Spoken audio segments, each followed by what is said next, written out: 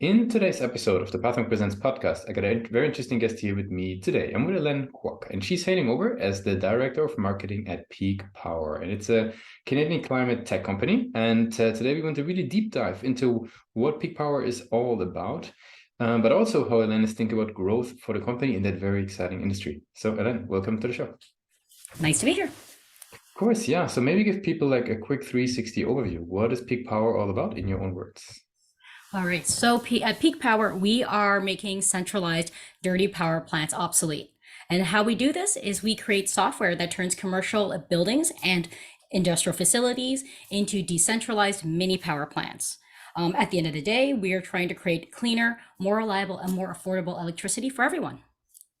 Very short, very succinct, and very clear. So, sort of, how would you describe then a typical peak power client? Maybe tell us a little bit about that. Sure. So these would be commercial and industrial building owners who use a lot of energy. So you're thinking maybe 20-story office buildings, or one of our customers is a cement plant. Mhm.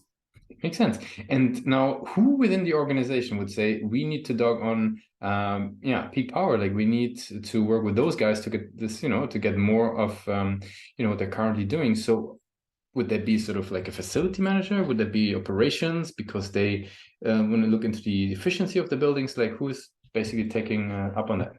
That's exactly it. So the people who are looking at the energy costs. So yeah, plant managers, plant engineers, facility managers, building managers. And what would you say? How are these guys actually learning about peak power? Like, what's the journey that they're going through, or in other words, the sort of the digital channels that you guys leverage for growth?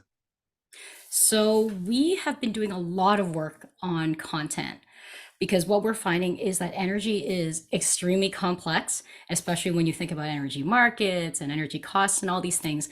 So, these are people who are thinking about everything from like the production runs, or even, getting janitorial staff. So they're not really energy experts. So they're doing a lot of research. And what we try to do is we try to create content that they're going to find. So if they're saying, hey, how do I save money on curtailing energy use in this kind of production, we want to be there. So we're doing it through content, and also through conferences.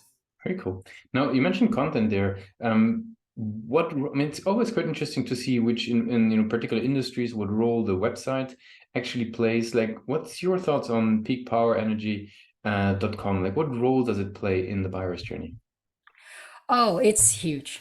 It's where people can find us, right? When you think about when you're researching anything, you are looking on Google and you're going to the website. So if they're looking for us, that's where all our information is. Or if they're looking at information for themselves, we are working on having educational pieces so that they can find it there too. That's where we house all of our stuff. Hmm. And what would you say you as a marketer, because a lot of folks that we got on the show, they're always very critical with the website. What would you say sort of is a major strength of the website versus where do you see some, room for improvement even? Well, we are updating our website right now. So, as always, marketers, I feel like we're always updating the website. So, our strength is the content that we're building, and we're always evolving it so that it can really speak to our customers better. Our weaknesses, I would say, is trying to get on search. We're getting better and better at that with the more content that we add. Mhm. So yeah, that's what I would say.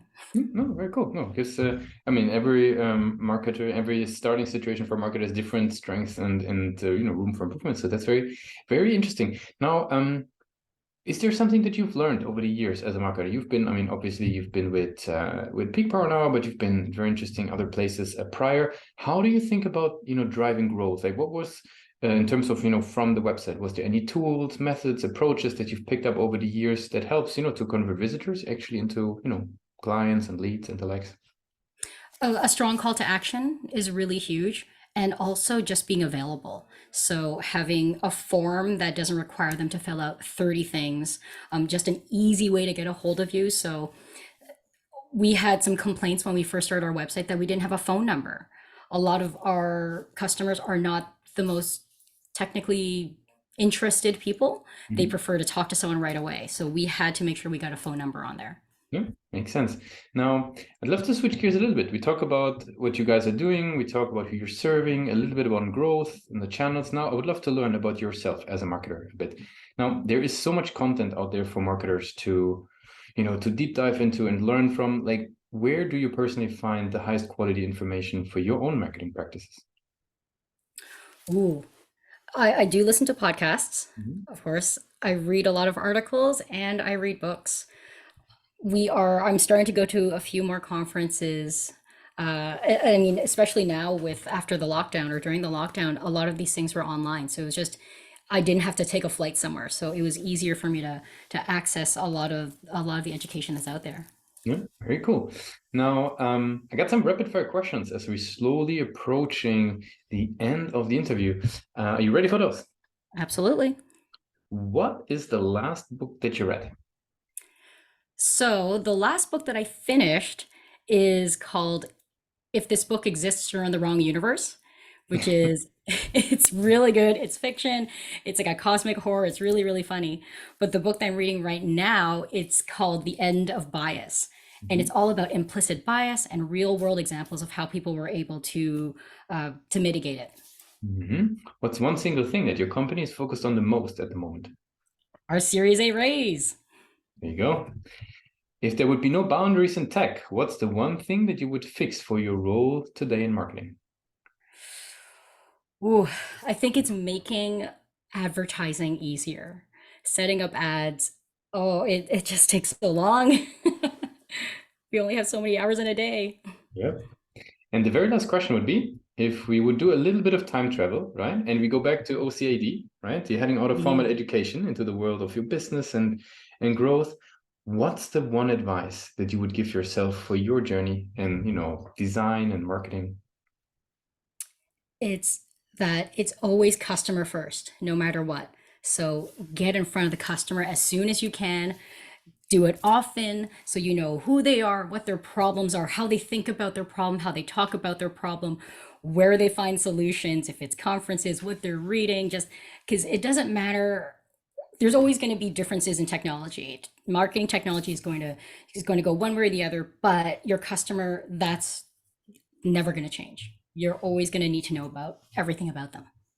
And I really appreciate you gave us a quick insight on peak power today for our guest here on Pathmark Presents. I want to give you the very last word. If somebody would be forgetting all that we discussed about peak power, what's the one thing that people should remember?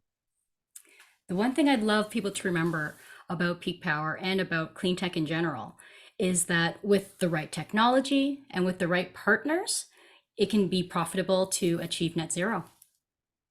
Thanks a lot for being a guest on Pathmark Presents. Thank you so much.